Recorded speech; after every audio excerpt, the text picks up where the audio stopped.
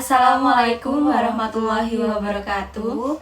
Di sini kita akan mempresentasikan hasil kerja kelompok kami dengan tema Bisnis Internasional. Saya Diva Adinina dan saya Regina Rudianto. Latar belakang, bisnis internasional memiliki akar sejarah yang panjang. Sejak zaman kuno, manusia telah terlibat dalam perdagangan lintas batas untuk pertukaran barang dan jasa. Pasca Perang Dunia Kedua, organisasi internasional seperti Perserikatan Bangsa-Bangsa (PBB) dan World Trade Organization dibentuk untuk mempromosikan kerjasama ekonomi dan perdagangan bebas antar negara. Globalisasi ekonomi memungkinkan perusahaan untuk beroperasi di berbagai pasar internasional. Selanjutnya, poin-poin penting dalam bisnis internasional yaitu globalisasi ekonomi, perdagangan internasional, regulasi dan hambatan perdagangan, keuntungan dan resiko bisnis internasional. Selanjutnya, memahami pengertian bisnis internasional. Yang pertama, globalisasi ekonomi. Globalisasi ekonomi adalah proses integrasi ekonomi yang menghubungkan dan mengintensifkan hubungan ekonomi antar negara-negara di seluruh dunia. Ini mencakup pergerakan barang, jasa, modal, informasi, dan teknologi melintasi batas-batas negara. Globalisasi ekonomi telah menciptakan pasar global yang lebih terbuka dan saling terkait, menghubungkan perekonomian nasional dalam jaringan yang semakin kompleks. Setelah itu, pengertian bisnis internasional.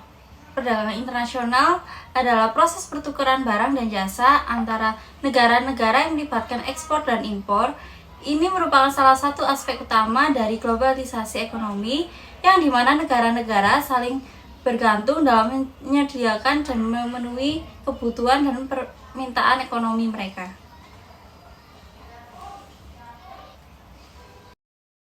Nah, selanjutnya regulasi dan hambatan perdagangan. Regulasi dan hambatan perdagangan merujuk pada berbagai aturan, kebijakan atau praktik yang diterapkan oleh pemerintah atau badan mengatur untuk mengendalikan, membatasi atau mengatur perdagangan internasional. Hambatan perdagangan dapat beragam dan memiliki berbagai tujuan, termasuk melindungi industri dalam negeri, keselamatan masyarakat atau memungkinkan negara mengendalikan masalah lingkungan. Selanjutnya, keuntungan dan resiko.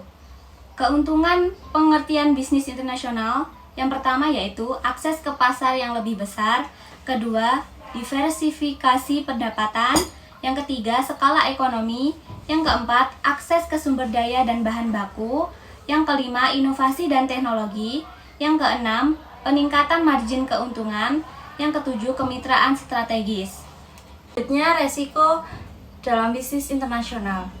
Yang pertama, fluktuasi mata uang. Yang kedua, risiko politik.